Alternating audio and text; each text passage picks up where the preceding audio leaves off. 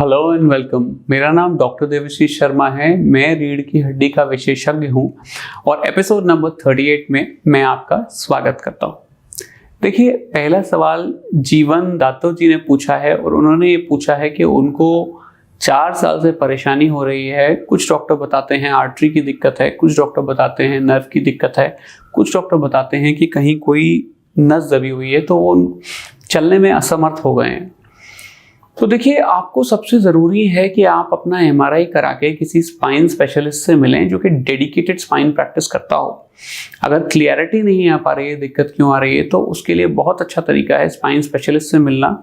वो आपको डिटेल में चेक करेगा, वो पता लगाएगा प्रॉब्लम क्या है और आपको सही इलाज की तरफ अग्रसर कर देगा।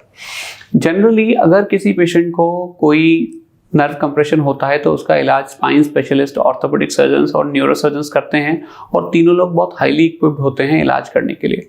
यदि किसी को कोई वैस्कुलर कॉम्प्रोमाइज या इस तरह की कोई चीज़ हो रही होती है तो उसके लिए न्यूरो वाला डिपार्टमेंट होता है कि जो न्यूरो इंटरवेंशन वाले लोग होते हैं वो उसको देखते हैं और वो उसके ट्रीटमेंट को प्लान करते हैं। तो आपको एक बार स्पाइन स्पेशलिस्ट से मिलना चाहिए और फिर डिस्कस करना चाहिए अपनी प्रॉब्लम को और फिर वो सही इलाज की तरफ आपको अग्रसर करेंगे। नेक्स्ट सवाल कुणाल कुमार जी ने पूछा है। उन्होंने पूछा है कि उनके फादर को L5-S1 की दिक्कत है, वो ओल्ड हैं और वीक हैं और उनका राइट लेग काफ़ी इफेक्ट हो रहा है, तो क्या इस एज में सर्जरी रिकमेंडेड है? तो कुणाल सर, 65 ईयर कोई बहुत ज़्यादा एज नहीं है स्पाइन सर्जरी के लिए। हम लोग 65, 70, 75, 80, 85, 90, 95 तक स्पाइन सर्जरी कर सकते हैं। डिपेंड करेगा कि पेशेंट कितना फिट है। पेशेंट की फिटनेस का स्कोर एज के हिसाब से कम, उसकी फिजियोलॉजिकल एज के हिसाब से ज़्यादा होता है। जैसे कि मैं एक एग्जाम्पल लेके समझाता हूँ कि कोई 65 साल का और बूढ़ा हो सकता है और कोई 70 साल का और जवान हो सकता है। आपकी फिजिकल फिटनेस क्या कहती है, आपकी रिपोर्ट्स क्या कहती हैं, आपकी हार्ट की फिटनेस क्या कहती है, एक तो इस बात पे डिपेंड करेगा। दूसरा इस बात पे भी डिपेंड करेगा कि आपका जो ऑपरेशन होने वाला है वो किस पद्धति से हो रहा है। आपके ऑपरेशन में आपको स्पाइनल एनेस्थीसिया की ज़रूरत है, जनरल बेहोशी की ज़रूरत है वेंटिलेटर वाली, या फिर आपको एनेस्थीसिया की ज़रूरत ही नहीं है, जैसे कि एंडोस्कोपी जिसमें चीरफाड़ करने की ज़रूरत ही नहीं पड़ती और बिना बेहोश करे, बिना स्पाइनल एनेस्थीसिया लगाए खाली उस एरिया को सुन करके नस को साफ किया जा सकता है। तो डिपेंड करता है कि आपकी प्रॉब्लम क्या है, उसके लिए कौन सी सर्जरी डॉक्टर साहब एडवाइस कर रहे हैं। जैसे अगर बेहोशी की ज़रूरत ही नहीं है तो कई सारी सर्जरीज बहुत आसान हो जाती हैं। अगर पूरी बेहोशी की ज़रूरत नहीं है, स्पाइनल एनेस्थीसिया में हो रहा है, तो भी काफ़ी फ़ायदा हो सकता है।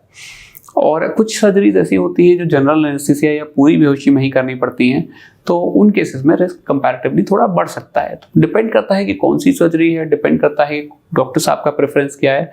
तो आपको इन सब बातों से ये डिसाइड हो सकता है कि सर्जरी कैसी होगी। हालांकि 65 की एज कोई ज़्यादा नहीं है, सर्जरी बड़े आराम से की जा सकती है।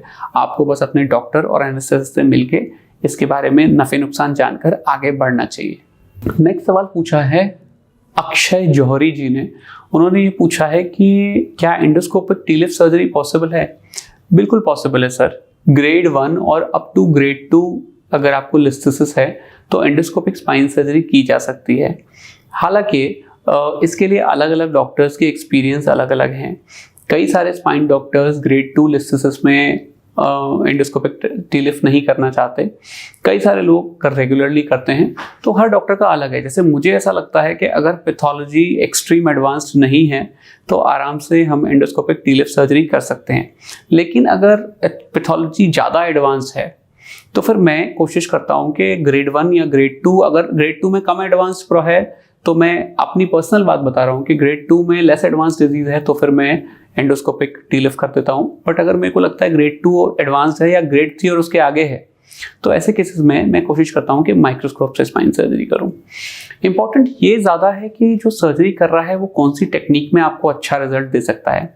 अगर वो ओपन टेक्निक में अच्छा रिजल्ट देता है तो वही आपके लिए बेस्ट है, माइक्रोस्कोप में देता है तो वही आपके लिए बेस्ट है, और एंडोस्कोप में देता है तो वही आपके लिए बेस्ट है, क्योंकि आपको फाइनली मतलब रिजल्ट से है जो कि अच्छा ही होना चाहिए। तो हर सर्जन की ट्रेनिंग अलग अलग होती है। मैं एंडोस्कोपी में ट्रेन हूँ तो मेरे लिए एंडोस्कोपी अच्छी हो सकती है, कोई माइक्रोस्कोपी में ट्रेन होगा तो उसके लिए माइक्रोस्कोपी हो सकती है, कोई ओपन सर्जरी में ट्रेन होगा तो ओपन सर्जरी अच्छी हो सकती है। तो इम्पॉर्टेंट है कंफर्ट किस चीज़ में है। अगर मेरे से कोई कहे कि मुझे प्लेन चलाना है और मुझे प्लेन चलाना आता ही नहीं तो मैं प्लेन चला के कुछ प्रॉब्लम ही क्रिएट करूँगा। अगर मेरे से कोई कहे कि मुझे गाड़ी चलानी है तो शायद मैं आसानी से चला लूँ। तो डिपेंड करता है कि किस चीज़ में आपके डॉक्टर साहब कंफर्टेबल हैं, वही इलाज से वो आपको बढ़िया रिजल्ट दे पाएंगे।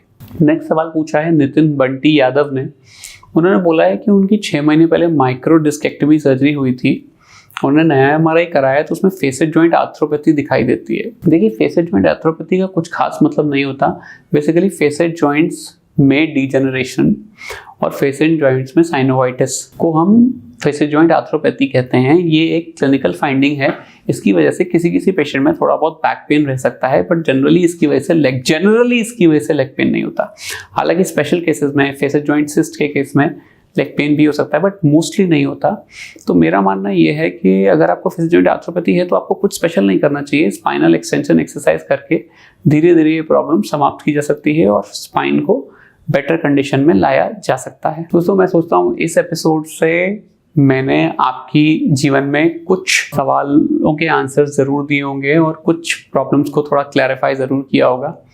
और अगर आपको भी ऐसा लगता है तो मेरे चैनल को प्लीज़ लाइक या सब्सक्राइब करना ना भूलें। Next ask doctor Devashish series में फिर से मिलूंगा और इंतज़ार करूंगा आपके सवालों की, और आपको अपनी तरफ से जो भी जानकारी है वो मुहैया कराने की पूरी कोशिश करूंगा। तो तब तक के लिए बहुत बहुत धन्यवाद। फिर से मिलेंगे। Thank you very much and have a great day.